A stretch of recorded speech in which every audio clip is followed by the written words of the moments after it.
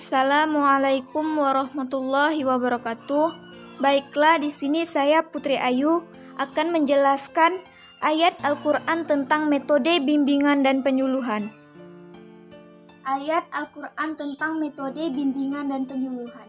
Metode bimbingan dan penyuluhan agama Islam merupakan cara yang teratur dan sistematis yang ditempuh dalam melaksanakan kegiatan pembinaan, bimbingan dan penyampaian informasi akan nilai-nilai ajaran agama dan pembangunan kepada masyarakat luas, sehingga pemahaman masyarakat akan nilai-nilai agama Islam menjadi lebih baik.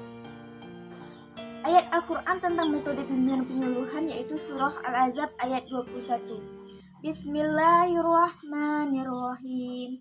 Laqad kana lakum fi rasulillahi uswatun hasanatul liman kana yarjullaha wal yawmal akhira wa zakarallaha katsira. Artinya, sungguh telah ada pada diri Rasulullah itu suri teladan yang baik bagimu, yaitu bagi orang yang mengharap rahmat Allah dan kedatangan hari kiamat dan yang banyak mengingat Allah.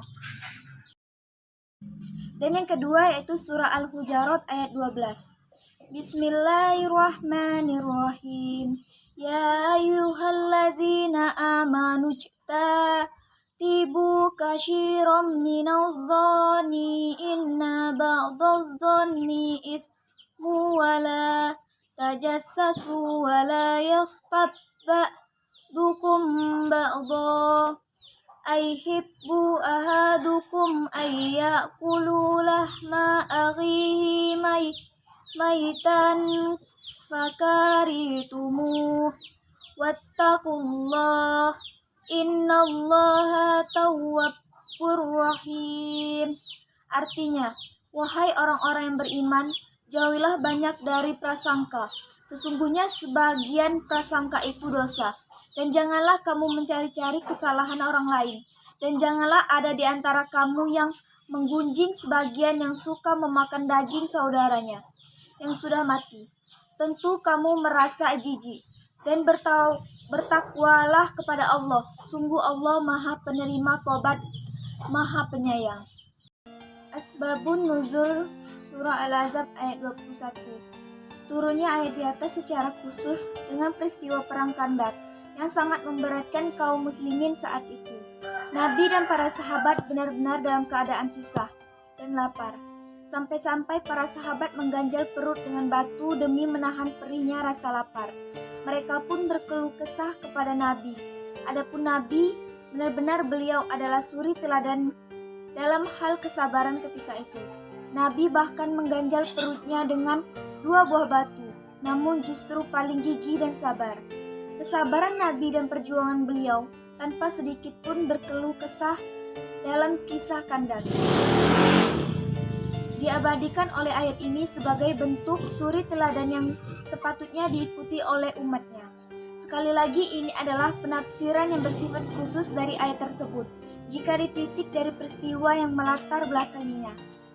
Dan tujuan diturunkannya surah Al-Ahzab khususnya ayat 21 adalah untuk memberikan kabar gembira dan hiburan kepada Rasulullah SAW beserta kaum mukminin saat menghadapi berbagai rintangan, siksaan dan celaan yang dilancarkan oleh musuh Allah, di mana ujian tersebut tidak hanya menimpa mereka saja, namun juga para rasul dan nabi sebelum mereka.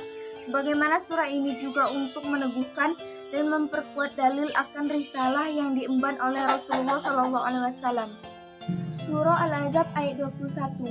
Kaitan surah Al-Ahzab ayat 21 ini dengan metode bimbingan dan penyuluhan yaitu berhubungan dengan salah satu metode bimbingan penyuluhan Islam, yakni metode keteladanan yang digambarkan dengan suri teladan yang baik sebagaimana firman Allah dalam surat Al-Ahzab ayat 21 ini.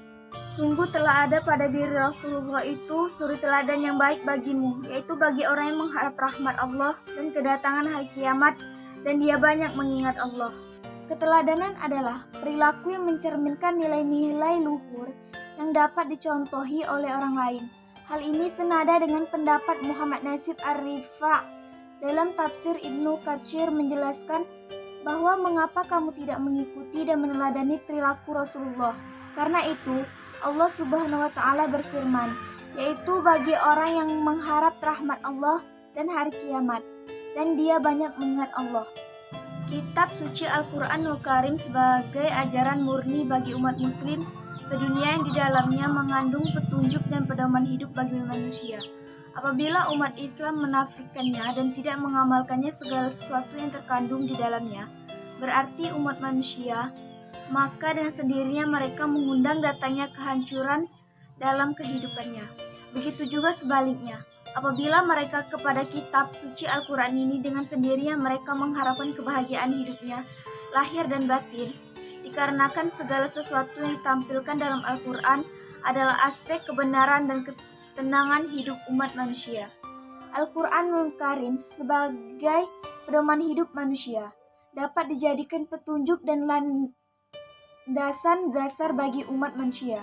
Di dalam Al-Quran tersebut terdapat banyak sekali ayat yang menuntun umatnya mengembangkan strategi, teknik dan metode pembelajaran bagi manusia. Surah Al-Hujurat ayat 12. Surah ini berkaitan dengan salah satu metode bimbingan dan konseling Islam, yaitu metode penalaran logis yang berkisar dialog dengan akal dan perasaan individu. Sebagaimana firman Allah dalam surah Al-Hujurat ayat 12 ini. Hai orang-orang yang beriman, jauhilah kebanyakan purbasangka kecurigaan, karena sebagian purbasangka itu dosa. Dan janganlah mencari-cari keburukan orang, dan janganlah menggunjing satu sama lain. Adakah seorang di antara kamu yang suka memakan daging saudaranya yang sudah mati? Maka tentulah kamu merasa jijik kepadanya. Dan bertakwalah kepada Allah. Sesungguhnya Allah Maha Penerima Taubat lagi Maha Penyayang. Islam pun memberikan gambaran akan konselor yang memberikan konseling. Ayat ini menjelaskan akan kemampuan dan kekhususan mereka yang ditetapkan berdasarkan pengetahuan, kemampuan dalam memberikan konseling, kemampuan berdialog serta kepribadian yang menunjang seperti bagaimana konselor menerima klien dan berbuat baik padanya. Sesungguhnya Islam telah menjadikan dasar konseling ini sebagai suatu seruan untuk berbuat baik, melarang perbuatan buruk, menghindari kerusakan dan juga menjadikan suatu perbuatan yang diikhlaskan demi mengharapkan keriduannya. Terima kasih. Wassalamualaikum warahmatullahi wabarakatuh.